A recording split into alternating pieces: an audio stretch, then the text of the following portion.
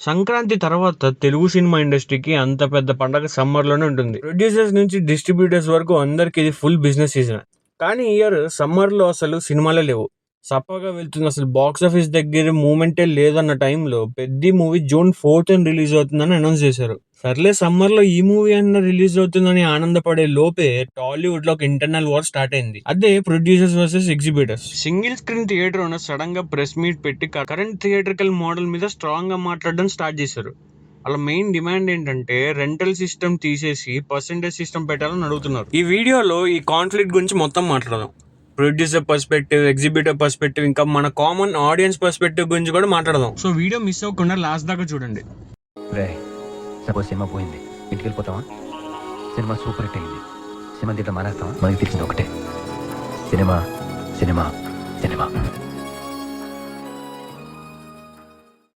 అసలు ఈ ఇష్యూ ఏంటని అర్థం అవ్వాలంటే first Telugu cinema theatrical business ఎలా వర్క్ అవుతుందో క్లారిటీ ఉండాలి. తెలుగు ఫిలిం ఇండస్ట్రీలో కొంతమంది ప్రొడ్యూసర్స్ డిస్ట్రిబ్యూషన్ కూడా చేస్తారు.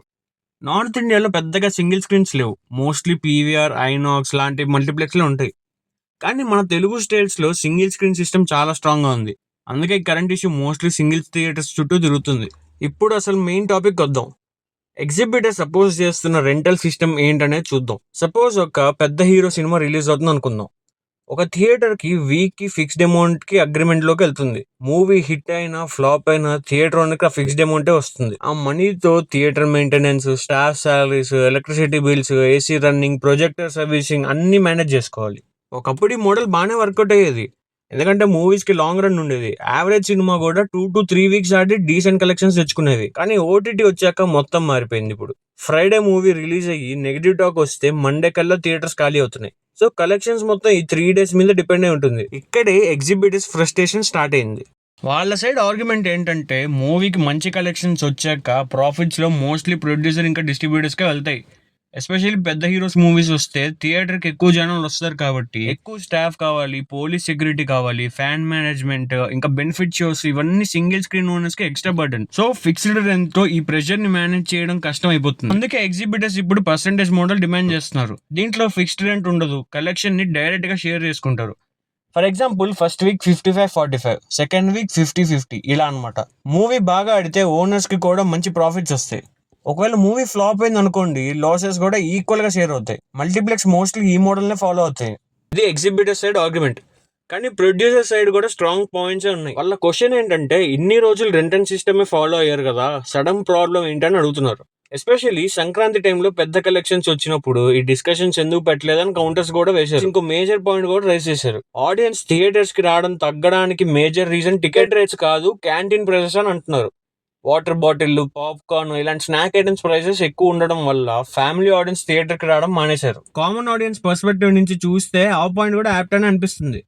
ఎందుకంటే మిడిల్ క్లాస్ ఫ్యామిలీ మూవీ చూడడానికి థియేటర్ కి వెళ్ళాలంటే టికెట్స్, స్నాక్స్, పార్కింగ్ అని కలిపితే మినిమం 2,000 to 3,500 అవుతాయి. ఇంకా సింగిల్ స్క్రీన్స్ లో ఏసీ ప్రాపర్ గా ఉండదు, వాష్రూమ్స్ క్లీన్ గా ఉండవు, సౌండ్ సిస్టమ్ కూడా పూర్ గా ఉంటుంది. ముందు ఆడియన్స్ ఎక్స్పీరియన్స్ ఇంప్రూవ్ చేయడానికి కౌంటర్స్ కూడా వేశారు. ప్రొడ్యూసర్ నాగవంశీ గారు డైరెక్ట్ గా లాసెస్ వస్తే థియేటర్స్ క్లోజ్ చేయండి అని హార్డ్ కామెంట్స్ చేయడం కాంట్రవర్సీ క్రియేట్ చేసింది. దానికి రెస్పాన్స్ గా ఏషియన్ సినిమా సునీల్ నారంగ్ కూడా స్ట్రాంగ్ కౌంటర్స్ ఇచ్చారు. యాక్చువల్లీ మల్టీప్లెక్సెస్ కి ఇంకా సింగిల్ స్క్రీన్స్ కి మధ్య చాలా డిఫరెన్స్ ఉంది. మల్టీప్లెక్స్ బిజినెస్ మోడల్ చాలా డిఫరెంట్ గా ఉంటుంది. వాళ్ళకి food sales, premium seating, online booking, multiple screens advantage ఉంటాయి. ఒక సినిమా ఫ్లాప్ అయినా ఇంకో సినిమా కలెక్షన్స్ సపోర్ట్ చేస్తాయి. కానీ సింగిల్ స్క్రీన్స్ కి ఆ సపోర్ట్ ఉండదు. బిఎన్సి సెంటర్స్ లో theatres completely audience footfalls మీద డిపెండ్ అయిపోతాయి. అంతకు ముందు లాంగ్ రన్స్ వాళ్ళకి సర్వైవల్ ఇచ్చాయి. కానీ ఇప్పుడు ఓటీటీ ఇంపాక్ట్ వల్ల సిచ్యువేషన్ కంప్లీట్ గా మారిపోయింది. ఒకప్పుడు సినిమా రిలీజ్ అయ్యాక ఆడియన్స్ కి థియేటర్స్ తప్ప ఇంకో ఆప్షన్ ఉండేది కాదు. కానీ ఇప్పుడు కొన్ని వీక్స్ వెయిట్ చేస్తే ఓటీటీలో చూడొచ్చులే అని మైండ్ సెట్ పెరిగిపోయింది. పుష్ప, RRR, కల్కి లాంటి సినిమాలు ఆడడానికి రీజన్ అదే.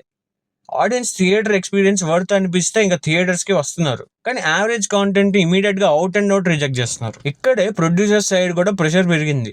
ఎందుకంటే ఇప్పుడు మూవీస్ లాంగ్ రన్ మీద కాదు, ఓపెనింగ్ వీకెండ్ మీద డిపెండ్ అయిపోయాయి. ఫస్ట్ 3 days కలెక్షన్ స్ట్రాంగ్ గా రావాలంటే promotions, hype building, ticket hikes, pan India marketing ఇవన్నీ అగ్రెసివ్ గా చేస్తున్నారు. పైగా hero remunerations, VFX budget, action blocks ఇవన్నీ కలిపి బడ్జెట్స్ చాలా పెరిగిపోతున్నాయి.